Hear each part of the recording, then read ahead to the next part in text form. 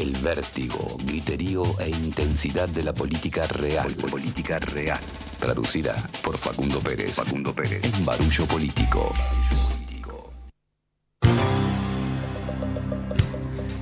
Ecografía del periodismo para ver al feto de la verdad. ¿Dónde si no es en la clínica de la objetividad? Facundo Pérez, bienvenido, ¿cómo te va? ¿Qué haces, baterista que toca los platillos de la verdad marcando el ritmo de la información periodística objetiva y desinteresada? ¿Cómo estás? Muy bien, muy bien. Se nos fue Charlie Watts de los Rolling, ¿no? Así es, por eso a modo homenaje un poco esta analogía sobre el increíble talento de una persona descomunal y bueno, y Charlie Y Watts. Charlie Watts, que también lo respetamos mucho, ¿no? Sí. Sí. Vos sabés que veía las noticias. No soy. A ver, conozco a Rolling Stone porque soy un ser humano, pero. Era esas personas que lo tenía permanentemente. Lo tenía. Me decía los Rolling Stones y su figura me venía muy rápido por dos motivos. Por un lado, porque creo que es el Rolling Stone más formal, con una vida más en los límites. Y por el otro, porque siempre me dio curiosidad, tiene una expresión en la boca, tenía una muy particular porque había tenido un cáncer de laringe y le había quedado un poco como la mandíbula como adormecida. Y me quedé como, wow, qué verga, qué cagada esta noticia. Digo, sin ser seguidor de la banda, conociéndola como cualquier otro, me quedé como, wow, este es un día que va a ser recordado. Sí, comparto con vos, también mi vínculo con los Rollings es el vínculo de cualquier ser humano, por el solo hecho de vivir en este planeta, conocer a los Rolling Stones, pero recién leía a Juan Manuel Carr, Sí. se pronuncia así, ¿verdad? Claro, sí. Que decía, lo más triste de todo esto, de la muerte de Charlie, es que te das cuenta que son humanos, que de repente hay un pedazo de la historia contemporánea que empieza a pasar y a volverse eso, historia. Totalmente. Y nada, hay una cuestión de nostalgia ahí. Totalmente. Es el primer Rolling Stone de los 4 emblemáticos que conocemos todos que se va. Justamente la banda estaba un año de tener el festejo de los 60 años, creo también. Bueno, contexto de pandemia, todo agravado por un poco lo general. Acá fue en vivo, nos sorprendió, nada que ver, ¿no? Pero ya que hablamos de esto, la muerte de Maradona, digo, desde ahí todo fue como muy... Siempre estamos preparados para lo peor. Fue fuerte. Sí, No tanto sí, es verdad, te agarró al aire. No tanto como cuando nos agarró al aire el vacunatorio VIP. Ese fue otro evento. Eso también. fue tremendo, terrible, pero bueno. Facundo, hablando de tremendo y terrible, sos estudiante de ciencia política, sos actor, sos artista. Algo que pasó algo muy interesante en el programa de ayer, hubo una nota muy linda con Cele Fierro, dirigente, si alguien no la conoce, precandidata a diputada nacional por el Frente de Izquierda, dentro del espacio del MST. Acá nos saluda Almen Naviliad, que pasa de visita, columnista de Ella Fue, muy capo, hizo una columna muy linda sobre adultocentrismo. Y vos sabés que me quedé pensando en la nota con Cele Fierro.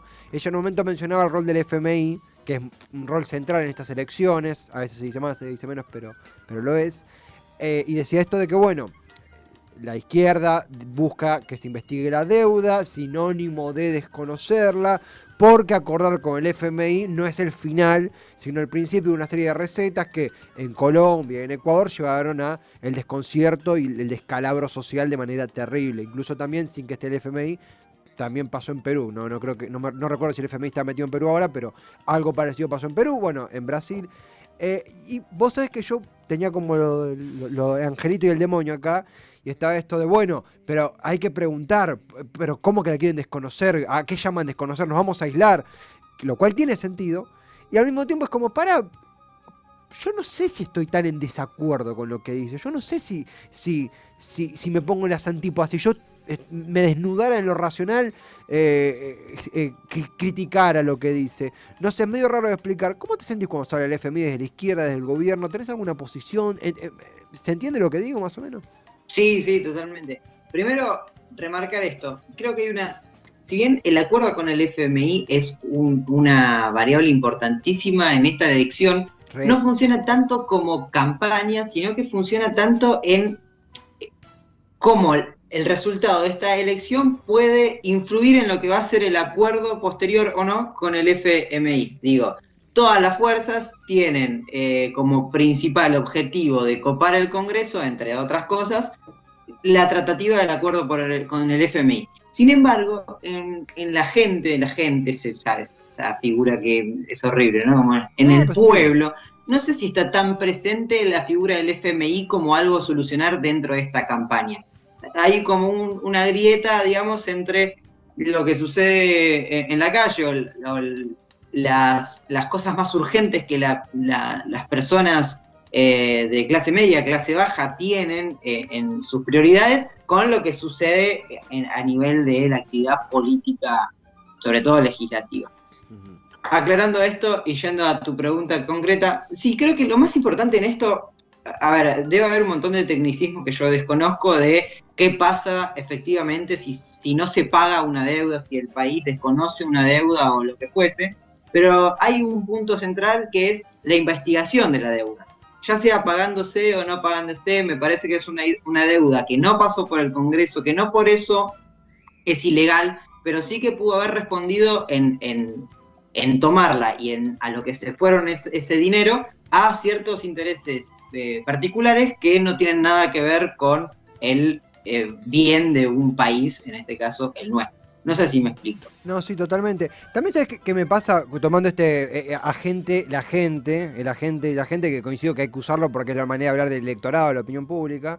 Esto que vos mencionabas de cómo la gente percibe el acuerdo con el fondo, que yo creo que en la gran mayoría estamos en una situación donde la gente entiende por una cuestión de aislacionismo, una cuestión de deuda tomada, no se puede pasar por encima del fondo. No tenemos el poder como país, como el poder de veto que tiene Estados Unidos o algún país de Europa, para tener poder de veto dentro del fondo. No lo tenemos y estamos subordinados a esas condiciones.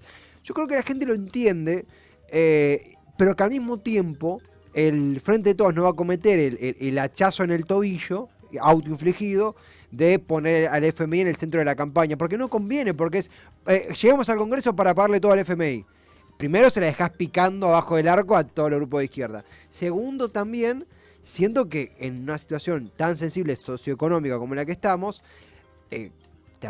pareciera que se está jugando un partido en una cancha diferente a la que estamos jugando nosotros. Digo, no subestimo el acuerdo con el Fondo Monetario, no lo subestimo. Me parece que es importante. Yo cuando lo escucho a Guzmán, que entiendo que tiene una labor muy complicada y lo poco que entiendo de economía, entiendo para qué lado va o trato de entenderlo, lo entiendo, digo, entiendo por qué está este tipo, entiendo por qué pusieron a este tipo, entiendo que este tipo sabe. Me parece sí que esto lo que hace, y acá es donde por ahí más me interesa a mí, la parte que yo más intento entender o más me interesa, succiona de contenido de la campaña, te limita en promesas y te hace caer en medio de un par de ambigüedades, porque la realidad es que, lo dijo la propia Cristina, incluso los fondos, creo que se llama ingreso DEC, fondos DEC, espero usar el término correcto, que llegan de emergencia para paliar la pandemia, son destinados al fondo. Digo, si vos transparentás eso, te queda una campaña un poco vacía, que de nuevo, este gobierno no trajo al FMI, pero no evita que la campaña quede vacía, ¿no? ¿Se entiende? Sí, totalmente. Y decirte dos cosas más. La primera es que también creo que mismo hacia adentro de la coalición, y no hablo de dirigentes y militantes, sino que hablo de dirigentes y dirigentes, no hay todavía un acuerdo, sobre todo en los plazos en los cuales se debe pagar la deuda.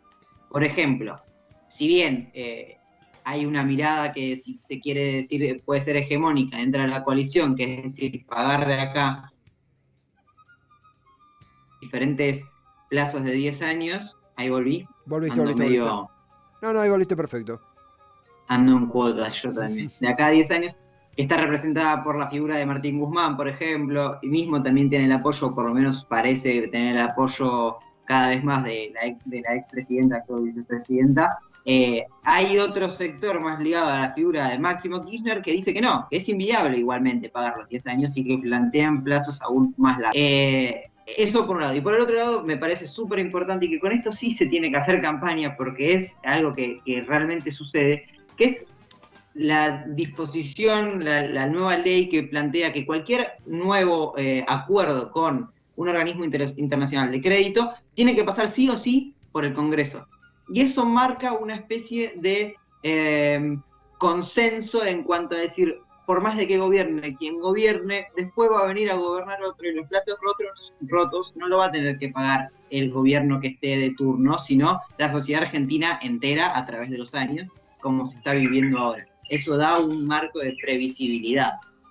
Sí, sí, coincido. Y no es dato menor también que el FMI ha solicitado que esto pase por el Congreso. Digamos, Claro. tiene una doble lectura también. ¿Por qué? Porque es para quien asuma después de Alberto, sea Larreta, sea Bullrich, sea Cristina, sea el mismo Alberto, esté subordinado a lo que se ha ya debatido de forma legislativa. La cagada es lo que yo siento que más me preocupa. Por eso yo me quedé un poco con lo de... A ver, es un prejuicio personal, no quiero decir, hay un prejuicio, no, pero hay un prejuicio personal de que, qué fácil la izquierda, hablan de desconocer la deuda, pero nunca la tuvieron que administrar, qué fácil, lo cual, bueno, empíricamente se justifica, nunca han tenido que administrar una deuda, nunca han tenido un cargo de poder como que ostenta actualmente el peronismo juntos, lo cual no le quita derecho a debatir ni a opinar, por supuesto, nada más lejos, Claro. pero sí genera como cierto, mirá, me parece que es más complejo, y al mismo tiempo, una vez que superé ese prejuicio, porque me di cuenta que por ahí no me dejaba ver otra cosa, dijo algo interesante, que es que aún llegando a un acuerdo, la receta es lo que nos puede llevar a un descalabro social, la receta del fondo.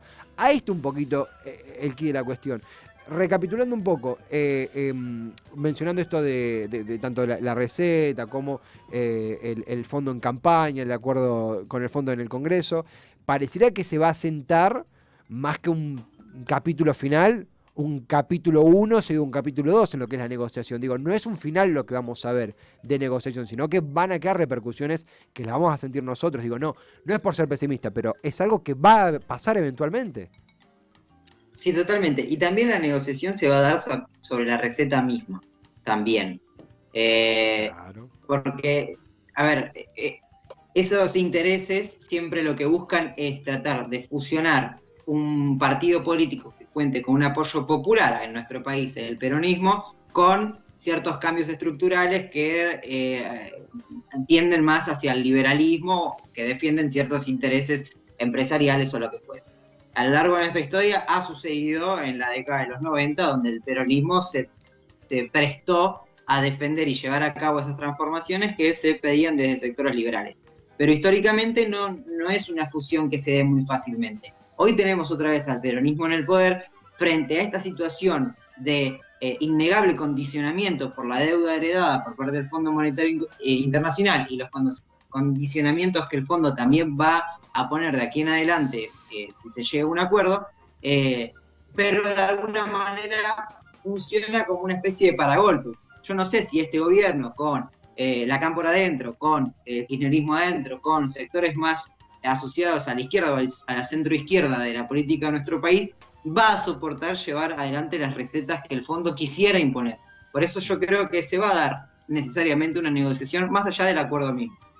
Está bueno también, a ver, yo voy a votar al frente de todos, por ende asumo que las personas que digo, lo digo siempre, no porque es importante, sino para transparentar desde donde hablo, entiendo que los representantes que voto van a negociar un acuerdo que, proyectando, creo que el deseo de el gran electorado del Frente de Todos, en su gran mayoría, proyecta un deseo de que sea lo menos dañino posible, lo menos que los perjudique lo menos posible, lo menos perjudicial posible, y al mismo tiempo que justamente, digo, tenga el componente del lado, si querés, no sé, más de izquierda, más peronista del Frente de Todos, que no va a legitimar una opresión económica al FMI por sobre el pueblo, y ahí viene el, aunque no tenga opción, digo, me parece que el rol del electorado, el rol de las fuerzas, si querés hasta los movimientos sociales, con todas las críticas que uno puede tener por ciertos accionarios y demás, va a estar como contrapeso de eso. Creo que es el gran desafío del Frente de Todos, es atravesar estas negociaciones sin quebrarse. De vuelta, no por ser tremendista,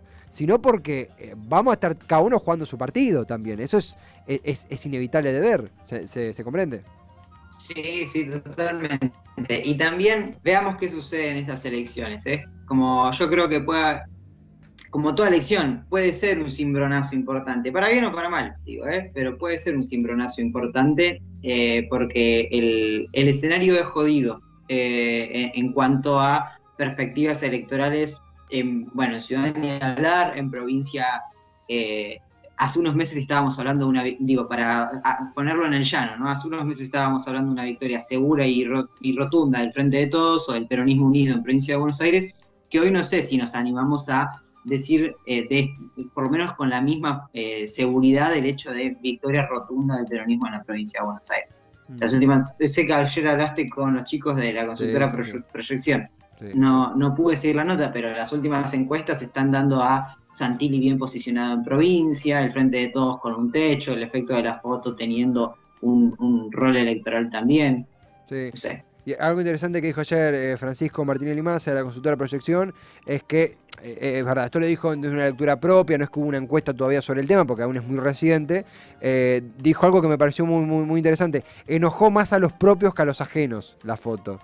Y es interesante verlo así, creo que hubo un enojo si profundizamos, muchas personas que cumplimos la cuarentena, creo que también a mí, yo no me decía cumplir la cuarentena por Alberto, cumplir la cuarentena porque como todos entendimos por qué la cumplimos, y la cagada que haya hecho Alberto no me hace arrepentirme de haberlo hecho. Entiendo también de vuelta que uno habla de una posición de que no tuvo que salir a ganarse mango como sea porque se quedó sin laburo, le cerraron el trabajo, no pudo ver a algún familiar o despedirse de él. Digo, es muy sensible la situación. Y creo, viste que hubo una serie de 4 o 5 días donde Alberto Caja Negra, Alberto Foto, Alberto Video, Sí. Alberto Embarazo, o sea, fuera de juego lo digo, un vaivén en donde vos no sabías a dónde iba a caer la bomba, no sabías a dónde iba a aterrizar el avión de desastre que se hablaban, o de novedades, sino que es la palabra desastre. Eso es muy estresante para el electorado, o sea, es estresante para el electorado ver que no sabes a dónde termina el hilo, al menos desde donde lo veo yo. Sí, totalmente. 2 cosas más quiero decirte. Si bien acuerdo en el hecho de que la foto enojó, esto ya lo hemos hablado, pero que la foto enojó a los propios, creo que el mayor efecto electoral que tiene es el de haber alejado a los indecisos, que es ese 15%, por ejemplo, en provincia de Buenos Aires, que lo que decíamos, una vez votó a Kicillof y sacó el 52%, pero anteriormente se dividió ese 15% en diferentes partidos y terminó ganando Esteban Bullrich una elección. Y ese 15% que es versátil y volátil es un 15% que se vio afectado por el efecto foto. Y luego creo la falta total de representabilidad y cómo empiezan a jugar esas figuras que se dicen outsiders. El caso es Manes, ¿no? Una persona supuestamente outsider, una persona que supuestamente aceptó un pedido de un partido tradicional para participar de una elección, y son los que de repente empiezan a medir bien, sin el hecho de llegar primero porque la estructura peronista en la provincia de Buenos Aires es muy fuerte, pero sí empiezan a medir bien. Expert mismo, bueno, en Ciudad de Buenos Aires ni hablar con los Milei, con los López Murphy, que López Murphy, si hay alguien que no es ajeno a la política, es López Murphy, ¿verdad? Pero bueno, se venden desde ese lado también. Coincido. Tengo algo desde ese lado, más del lado más que electoral, judicial, para comentarte, pero es algo que salió en el programa de hoy, medio se desenvolvió, no por desvirtuar, pero me parece interesante tenerlo a colación.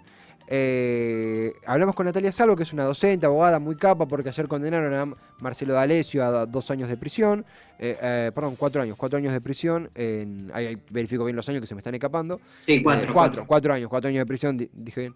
Y le quedan 2 por cumplir, claro, le quedan 2 por cumplir porque ya lleva 2 años encanado, debido a la mesa judicial que operaba mediática, judicial y políticamente, lo repasamos anteriormente, judicialmente por las influencias del falso abogado D'Alessio dentro del Poder Judicial, mediáticamente por su influencia mediática para dañar la imagen pública de alguien, y políticamente porque esto estaba legitimado y aceitado por agentes de la AFI, y las denuncias llegan hasta el propio gobierno, el propio Poder Ejecutivo, en ese entonces encabezado por Macri. En ese sentido, se da la charla sobre la Corte Suprema de Justicia, y una novedad que ayer la publicó la Política Online, que llama mucho la atención, y yo hice una lectura sin ninguna data, sino interpretando un poquito del sentido hacia dónde pueden ir las cosas, de que 2 diputados presentaron un proyecto para que el presidente de la Corte Suprema sea elegido por antigüedad en el cargo y no por elección de sus pares. Un proyecto que, por lo que vino hablando cierto sector del kirchnerismo, podría ser tranquilamente del kirchnerismo, un primer avance para, cambiar la casta en que se ha tornado la Corte Suprema, pero no, vienen de Ritondo y Jacobiti, PRO y UCR PRO, afines justamente al riñón de Mauricio Macri, de Larreta, del PRO. Y a todo esto lo que se me ocurrió, lo que mejor dicho desvela la nota, y a partir de eso se me ocurrió algo, es que esto cuenta con el auspicio del sector duro del kirchnerismo, que no es que se mandaron solo Jacobiti y Ritondo, sino que tiene el beneplácito del kirchnerismo.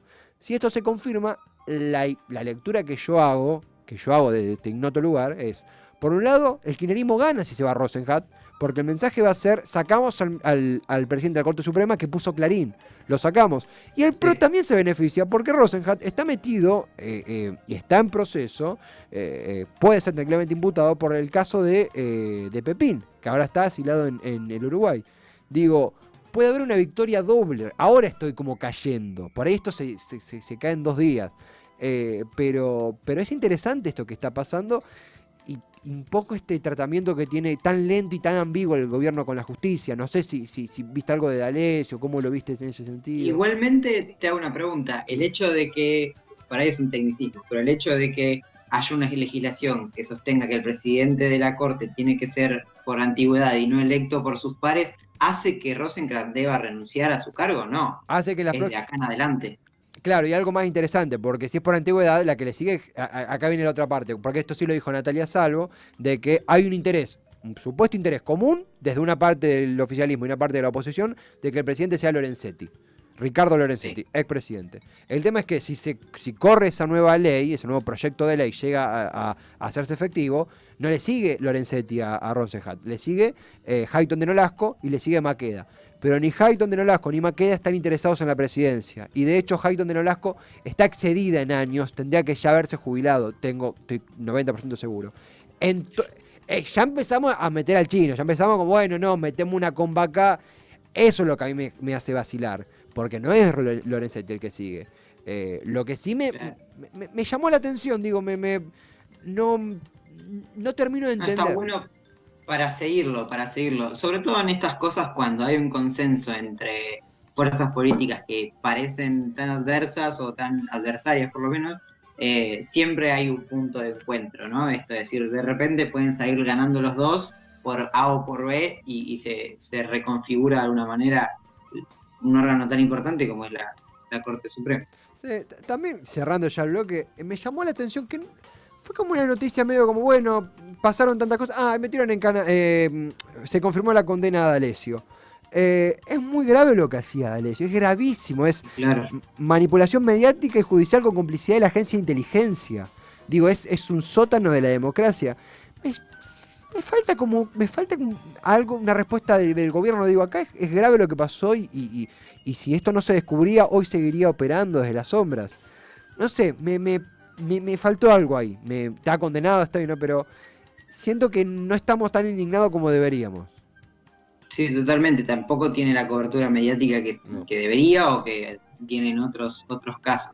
Déjame decirte por último, viste que creo que ayer fue, corregime si me equivoco, pero salió Macri a hablar y a decir que su gobierno no emitió tanta deuda, sino que es igual al gobierno de Alberto Fernández, qué sé yo. Me parece importantísimo desmentir este tipo de cosas. Yo sé que estamos en la era de la posverdad y toda esta cuestión así posmoderna, pero no es lo mismo la deuda en peso local, no es lo mismo la deuda en peso en moneda extranjera y no es lo mismo adquirirla en 2 años como sucedió con Macri. Lo que hizo Macri primero es el préstamo más grande que dio el Fondo Monetario Internacional en la historia del fondo, y no hay casos en el mundo, casi no hay casos en el mundo como lo sucedido durante el gobierno de Macri, contrayendo una deuda tan alta y que encima no se vio en mejoras para el pueblo. Me parece importantísimo siempre dar esa batalla sobre el sentido de la historia de la deuda en nuestro país, porque las verdaderas deudas y el verdadero daño que se hizo al pueblo fueron por deudas tomadas bajo gobiernos de derecha, liberales. Le hace la dictadura, le hace el menemismo, le hace el macrismo.